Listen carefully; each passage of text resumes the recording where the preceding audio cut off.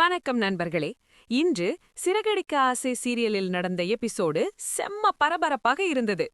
எபிசோடின் ஆரம்பத்திலேயே விஜயாவும் மனோஜும் குடும்பத்திற்கே தெரியாமல் சிந்தாமணி சொன்ன ஃபைனான்சியரிடம் வீட்டு பத்திரத்தை வைத்து பெரிய தொகை பணம் வாங்கிய விஷயம் வெளிச்சத்துக்கு வருகிறது. அதுவும் பேங்கில் இருந்த பத்திரத்தை அண்ணாமலை கையெழுத்து போட்டு திருப்பி எடுத்து ஃபைனான்சியரிடம் கொடுத்திருப்பது குடும்பத்துக்கு இன்னும் பெரிய அதிர்ச்சியை கொடுக்கிறது. இதுவரைக்கும் சிந்தாமணி நல்லவங்கன்னு நம்பியிருந்த விஜயாவுக்கு இப்போதான் அவங்க உண்மையான முகம் தெரிகிறது.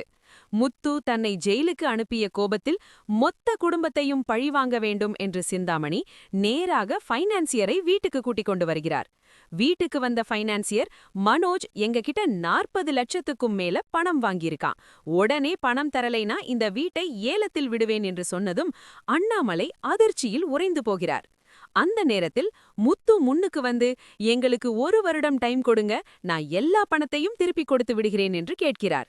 ஆனால் ஃபைனான்சியர் அதையும் ஏற்காமல் மனோஜை மட்டுமல்லாமல் முத்துவையும் அண்ணாமலையையும் அவமானப்படுத்துகிறார்.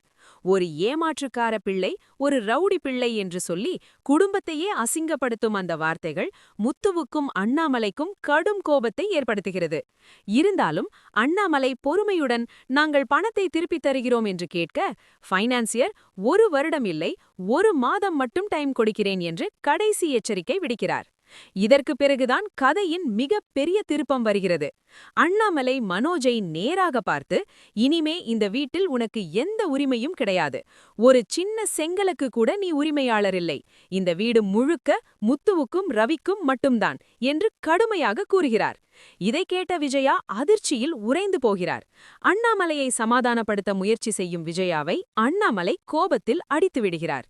இவ்வளவு பெரிய தப்புக்கு காரணமே நீதான் என்று விஜயாவை கடுமையாக குற்றம் சொல்வது அந்த காட்சியை இன்னும் உணர்ச்சிமயமாக மாற்றியது. கடைசியில் முத்துவும் மீனாவும் சேர்ந்து 1 மாதத்திற்குள் இந்த வீட்டின் கடனை அடைத்து அப்பாவுக்கு நிம்மதி கொடுக்க வேண்டும் என்று முடிவு செய்கிறார்கள். இப்படியாக இன்று எபிசோடு மிகப்பெரிய அதிர்ச்சி, குடும்ப சண்டை, உணர்ச்சி மற்றும் அடுத்த கட்ட திருப்பங்களுடன் முடிந்தது. அடுத்த எபிசோடில் முத்து இந்த 1 மாதத்தில் பணத்தை எப்படி திரட்டப் போகிறார், மனோஜின் நிலை என்ன ஆகும், விஜயா இப்போது என்ன முடிவு எடுப்பார், இதையெல்லாம் பார்க்க காத்திருக்கலாம்.